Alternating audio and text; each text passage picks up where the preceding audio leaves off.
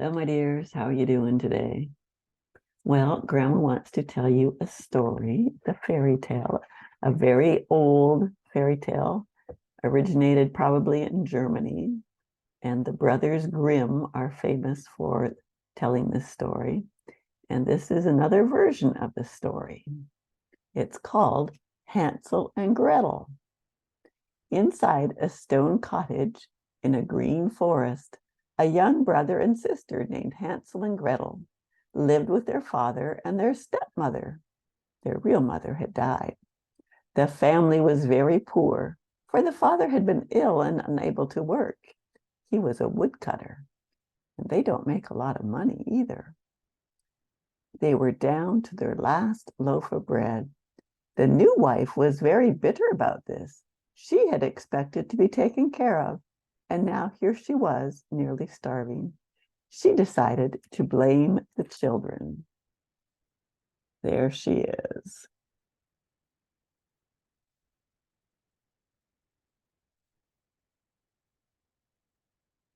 She said to her husband late one night, "We cannot feed ourselves and feed your children at the same time. Because of them, we are starving. Your children eat too much anyway. We must be rid of them." The father was distressed. "They mean no harm," he said. "They are but children." "Children or not, they are eating our bread," said the wife. "They have to go." Oh, what an unkind person she was. There are many forms of wickedness in the world. Sometimes it is easy to recognize who is evil. Sometimes it is not easy at all. Wickedness can wear a smile, just as goodness can. Hansel and Gretel would soon learn this hard lesson. And there's their house. It's a poor house in the woods where the woodcutter lived. Late the next evening, the children could not sleep, and they overheard their stepmother plotting to be rid of them.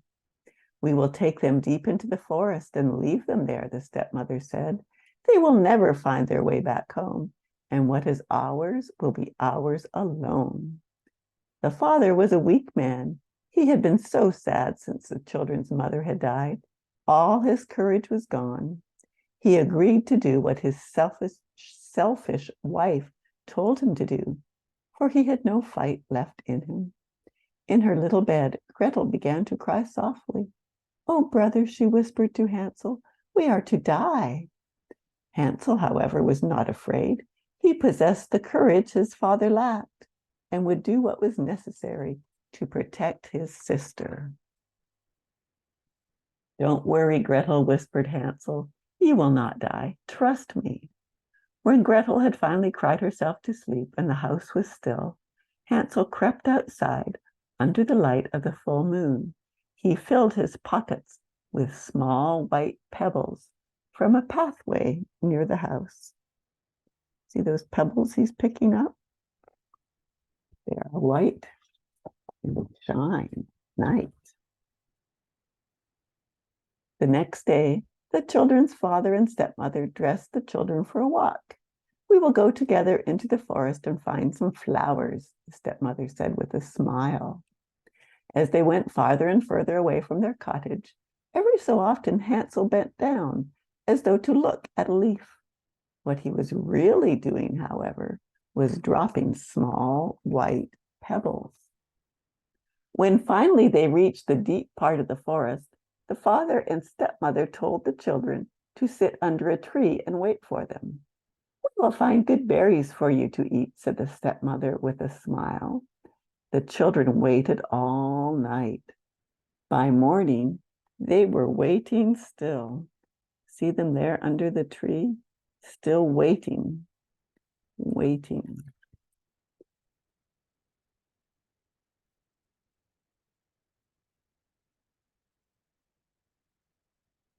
"It is time to go home," said Hansel, and they followed the trail of small white pebbles all the way back home.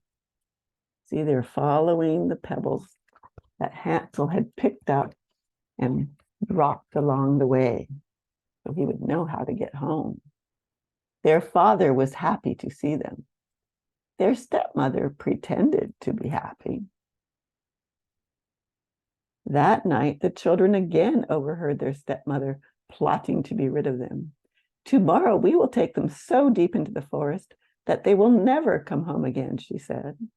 And again, Hansel waited till everyone was asleep, so he might gather the small white pebbles that would lead them home. But that night the door had been barred, and Hansel could not get out. So he carefully cut away a piece of the last loaf of bread and put it in his pocket.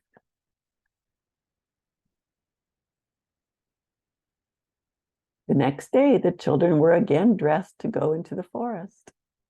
"Well, look at the birds," the stepmother said with a smile. As they walked deeper and deeper into the dark forest, Hansel stopped now and then, and as though inspecting closely some small thing. In fact, he was dropping crumbs of bread from his pocket. The father and mother again told the children to wait under a tree, promising that this time certainly they would return with berries. The children waited all night. By morning they were waiting still. "It's time to go home," said Hansel. He dropped breadcrumbs to follow home this time. But the most terrible thing had happened. As the children slept, the little mice of the forest had eaten every crumb of bread Hansel had dropped, and the birds probably helped eat too, and maybe other wild animals. The children were now completely alone and completely lost. Gretel began to cry softly. "We will be all right, Gretel," said Hansel. "Take courage. He's a brave boy, huh?"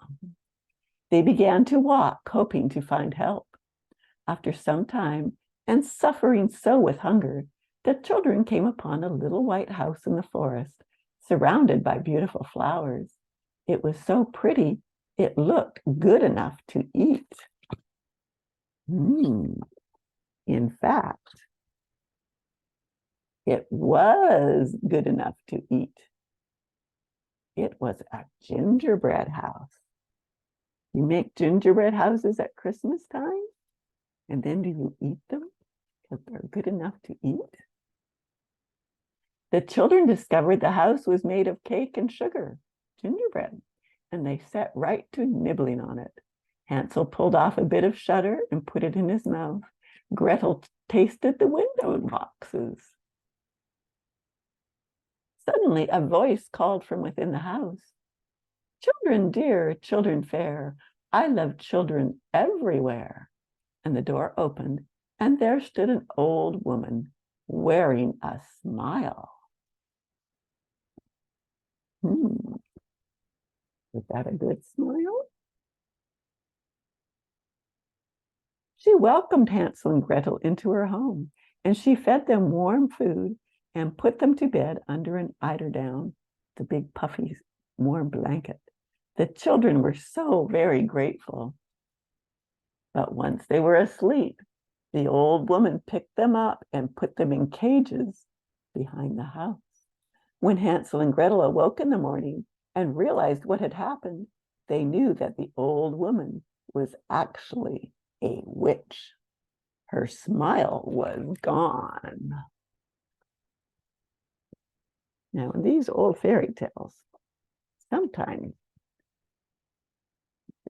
things that are not very nice happen. The witch liked to eat little children, but she liked them plump and juicy, and Hansel and Gretel were much too thin. She would first have to fatten them up. She made Gretel help her with the cooking and left Hansel in his cage. She planned to eat Hansel first. Each day the witch checked on his plumpness. She wanted him plump to eat. "Stick out your finger so I may see how fat you are," the witch told Hansel. Hansel was not only a brave child, he was a smart child, and he noticed the witch's failing eyesight. So each day, instead of putting his finger between the bars of the cage, he stuck out a chicken bone. "Too skinny," shouted the witch, and she ordered Gretel to cook more food. See, in this story, witches have poor eyesight. She couldn't see that Hansel was just sticking out a bone, and it wasn't really his finger. This went on for many days, and for many days the witch thought Hansel had not gotten any plumper. The witch finally exploded with impatience. "I'll eat him anyway," she screamed at Gretel, "and then I'll eat you."